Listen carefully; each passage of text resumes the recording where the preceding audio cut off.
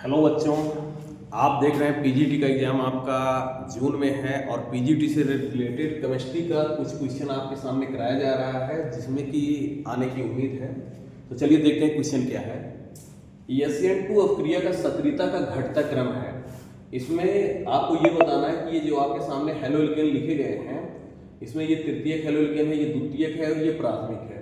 तृतीयक में 3 R3 रहेंगे, द्वितीयक में 2 रहेंगे और प्राथमिक में 1 रहेंगे।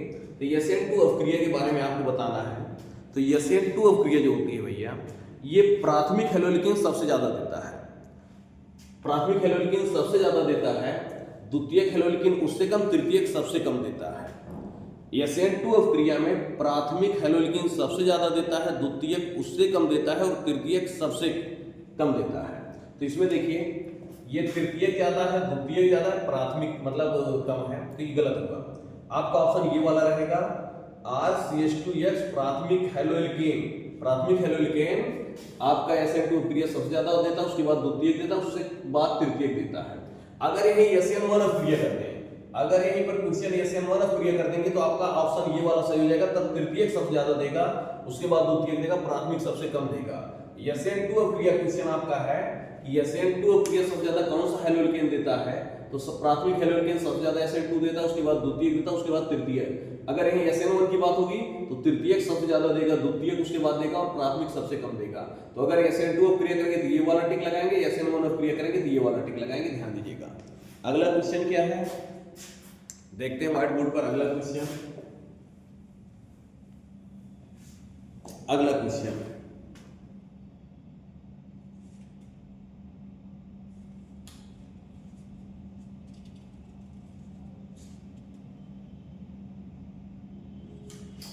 क्वेश्चन है फिनॉल की क्लोरोफॉर्म। फिनॉल को भैया, ये आपका क्वेश्चन है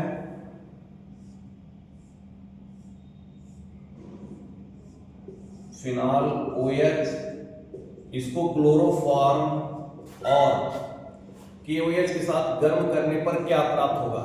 यह आपका ऑप्शन दिया गया है सैलिसिलएल्डिहाइड,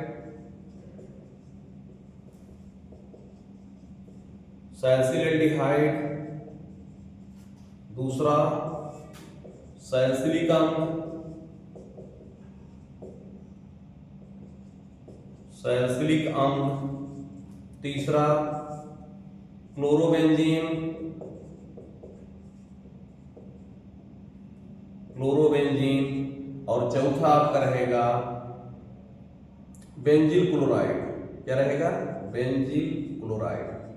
ये आपको बताना है भैया, इसमें आपका आंसर कौन सा है। तो बेटा फिनॉल की क्रिया अगर क्लोरोफॉर्म एल्कोहलिक की वजह से कराते हैं, मतलब क्षारीय की वजह से कराते हैं, तो आपका ये अपक्रिया कहलाती है राइमर-टीमन अपक्रिया। क्या कहलाती है, राइमर-टीमन अपक्रिया। और अगर यहाँ पे क्लोरोफॉर्म है तो आपका बनेगा सैलिसिलएल्डिहाइड। क्या बनेगा, सैलिसिलएल्डिहाइड बनेगा, OH और CH2 बनेगा। अगर यहीं पर आप कार्बन टेट्राक्लोराइड ले लेते हैं तो सैलिसिलिक अम्ल बन जाएगा यहाँ पर। अगर क्वेश्चन ये दिया गया इसमें क्या बनेगा, तो इस अपक्रिया के लिए सैलिसिलएल्डिहाइड बनेगा। लेकिन अगर यहीं पर CCl4 कर देता तब आपका आंसर सैलिसिलिक अम्ल हो जाता, यहाँ पे COOH लग जाता। ये आपका क्वेश्चन हुआ। अगला देखते हैं, अगला क्या है, इसको देखिए। क्वेश्चन मोस्ट इंपॉर्टेंट है आपके।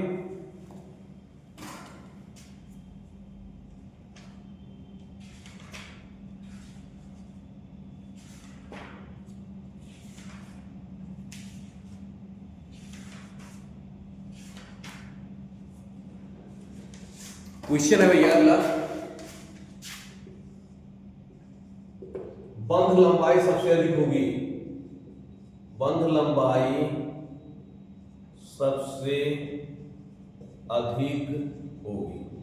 तो पहला ऑप्शन आपका रहेगा, ध्यान दीजिएगा, CH3Cl, दूसरा CH3Br। बंध लंबाई सबसे ज्यादा ऑप्शन दिया गया है CH3Br, CH3F और CH3I। CH3I ये आपके दिए गए ऑप्शन है। दूसरा बंध लंबाई आपको निकालनी है CH3F, CH3Cl, CH3Br CH3I, ये आपका है तीसरा ऑप्शन। CH3I CH3Br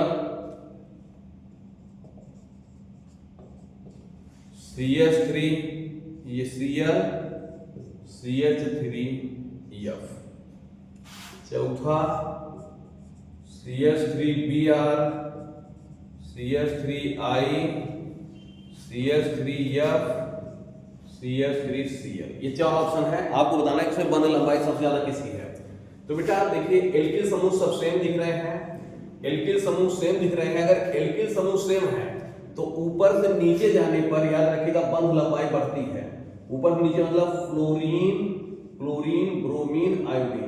अगर सभी कार्बन सेम आपके हैलोजन से मतलब सभी एल्किल समूह सेम दिख रहे हैं, क्लोरीन, ब्रोमीन, आयोडीन, फ्लोरीन दिया गया है, तो ऊपर से नीचे जाने पर बंध लंबाई बढ़ती है। सबसे ज्यादा बंध लंबाई इसकी रहेगी, उसके बाद इसकी रहेगी, उसके बाद इसकी, सबसे कम फ्लोरीन की रहेगी। तो सबसे ज्यादा बंध लंबाई किसकी रहेगी? सबसे ज्यादा आयोडीन की रहेगी। ये वाला ऑप्शन आपका सही रहेगा, आपका ये वाला ऑप्शन सही है। नोट कर लीजिए, बंध लंबाई सबसे ज्यादा किसकी होगी? CH3I। मतलब अगर सेम एल्किल समूह है, सेम एल्किल समूह में आपका सबसे ज्यादा बंध लंबाई आयोडीन की होगी, मतलब तब ऊपर से नीचे जाने पर बंध लंबाई बढ़ती है। आयोडीन, ब्रोमीन, क्लोरीन और फ्लोरीन। अगला क्वेश्चन, अगला क्वेश्चन, बंध ऊर्जा सबसे ज्यादा किसकी है? बंध ऊर्जा, बंध ऊर्जा सबसे अधिक होगी, बंध ऊर्जा सबसे अधिक होगी। तो बंध ऊर्जा याद रखिएगा, ऊपर से नीचे जाने पर बंध लंबाई बढ़ती है, लेकिन बंध ऊर्जा ऊपर से नीचे जाने पर घटती है। भैया बंध ऊर्जा ऊपर से नीचे जाने पर घटती है, तो ऑप्शन यहाँ पे आपका थोड़ा चेंज होगा। नहीं सही है, बंध ऊर्जा ऊपर से नीचे जाने पर घटती है, तो सबसे ज्यादा बंध ऊर्जा किसकी रहेगी? सबसे ज्यादा बंध ऊर्जा फ्लोरीन की रहेगी। सबसे अगर ये बंध लंबाई कहेंगे तो सबसे ज्यादा आयोडीन रहेगी, लेकिन बंध ऊर्जा सबसे ज्यादा फ्लोरीन की रहेगी। तब आपका ये वाला ऑप्शन सही हो जाएगा। अगर पूछा गया बंध ऊर्जा सबसे ज्यादा किसकी है, तो बंध ऊर्जा सबसे ज्यादा फ्लोरीन की होती है। क्यों? क्योंकि इस पर पॉजिटिव होता है, इस पर क्या होता है? नेगेटिव। तो सबसे ज्यादा विद्युत ऋणात्मकता किसकी है? फ्लोरीन की। और ये आपका ऋण और ये प्लस इनके बीच आकर्षण ज्यादा रहेगा, तो यहाँ पे बंध को तोड़ने में ऊर्जा की ज्यादा आवश्यकता पड़ेगी। यहाँ पे प्लस और इसमें आंशिक धनावेश होता है, प्रतिकर्षण कारण ये आसानी से टूट जाएगा। तो यहाँ पर बंध ऊर्जा सबसे ज्यादा होगी, लेकिन बंध लंबाई इसकी सबसे ज्यादा होगी। क्यों बंध लंबाई सबसे ज्यादा होगी? क्योंकि यहाँ पे धनावेश के कारण प्रतिकर्षण आ जाएगा, और प्रतिकर्षण के कारण ये दोनों दूर चले जाते हैं। तो बंध ऊर्जा सबसे ज्यादा इसकी, बंध लंबाई सबसे ज्यादा इसकी। धन धन आवेश दोनों है, प्रतिकर्षण बल लगेगा, दोनों दूर जाएंगे। यहाँ धन और ऋण है, आकर्षण लगेगा तो दोनों पास आएंगे। तो ये बंध लंबाई सबसे कम, ये बंध लंबाई सबसे ज्यादा, और ये बंध ऊर्जा सबसे ज्यादा, और ये बंध ऊर्जा सबसे कम। अगला क्वेश्चन, अगला क्वेश्चन देखते हैं क्या भैया।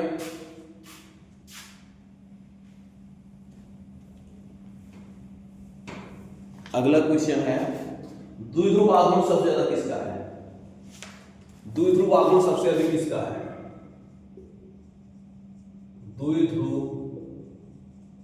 आघूर्ण सबसे अधिक होगा, द्विध्रुव आघूर्ण सबसे अधिक होगा। पहला option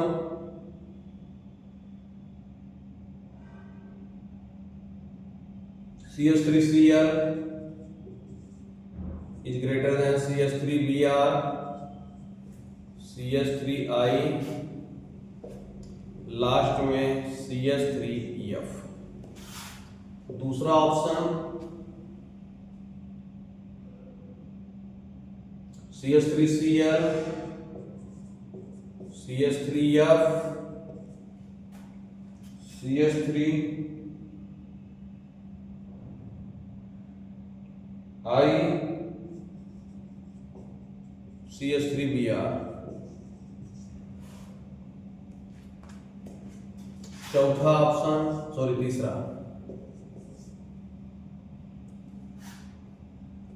CH3F, CH3Cl,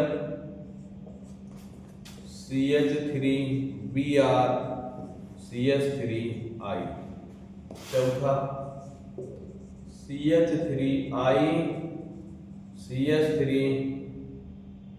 Br, CH3 Cl और CH3F।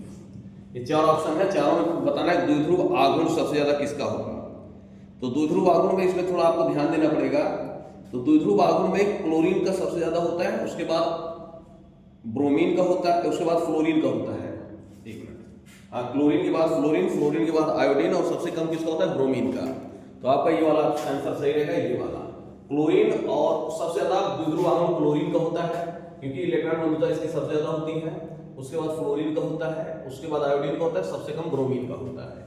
तो आपका अगर द्विध्रुव आघूर्ण पूछेगा तो ये वाला ऑप्शन सही रहेगा, ये वाला देखिए। तब अगला क्वेश्चन बताते हैं।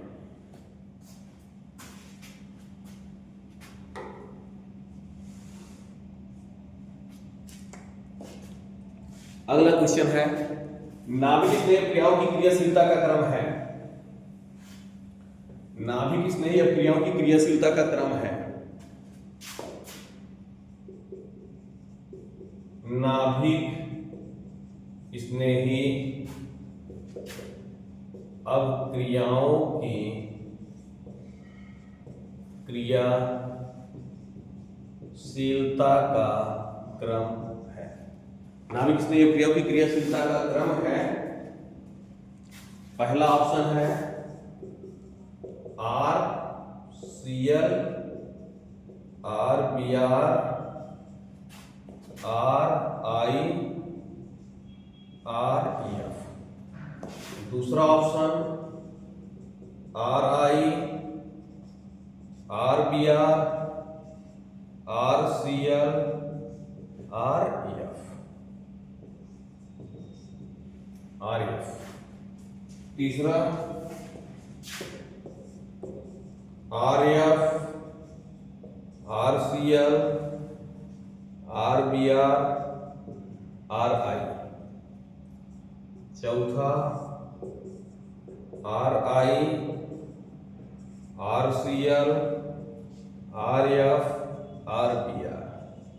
बेटा इसमें आपको बताना है नाभिक स्नेह अभिक्रियाओं की क्रियाशीलता का क्रम क्या है। तो याद रखिएगा, नाभिक स्नेही अभिक्रियाओं की क्रियाशीलता के क्रम में अगर एल्किल समूह सेम है, समान एल्किल समूह की बात हो रही है, अगला डाउट बताएंगे जब डिफरेंट रहेंगी ब्रांच वाले। अगर एल्किल समूह में मतलब हेलोइकेन में ये आपके सेम है, एल्किल समूह सेम है, R सेम है, तो बेटा याद रखिएगा ऊपर से नीचे जाने पर फ्लोरीन, क्लोरीन, ब्रोमीन और आयोडीन, ऊपर से नीचे जाने पर नाभिक स्नेह अभिक्रियाओं की क्रियाशीलता का क्रम बढ़ता है। अगर सेम एल्किल समूह है तो ऊपर से नीचे जाने पर एल्किल मतलब नाभिक स्नेही अभिक्रियाओं की क्रियाशीलता का क्रम बढ़ता है। तो सबसे ज्यादा क्रियाशील कौन होगा, RI, फिर Br, फिर Cl और EF। सबसे ज्यादा RI होगा, फिर क्योंकि यहाँ पे आप धन और धन के कारण प्रतिकर्षण होगा तो ये टूट जाएगा, यहाँ थोड़ा सा और वो रहता तो ये सबसे ज्यादा आकर्षण होता है यहाँ पे, और यहाँ पे प्रतिकर्षण होता है।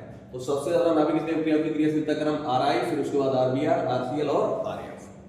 मिलते हैं कल एक और बेहतरीन क्लास में हेलोइरिन के साथ। अभी हम लोग पीजीटी केमिस्ट्री में, आप चाहे नीट के लेवल से देखिए चाहे पीजीटी केमिस्ट्री, दोनों के लेवल से अभी हम लोग हेलोइरिन पढ़ रहे हैं, ऑर्गेनिक केमिस्ट्री। इस पे डेली 15-20 मिनट का वीडियो बनेगा और आप लोग अपने मित्रों को बताइएगा, चैनल को लाइक और सब्सक्राइब जरूर करिएगा। मिलते हैं एक और बेहतरीन क्लास में, तब तक के लिए धन्यवाद।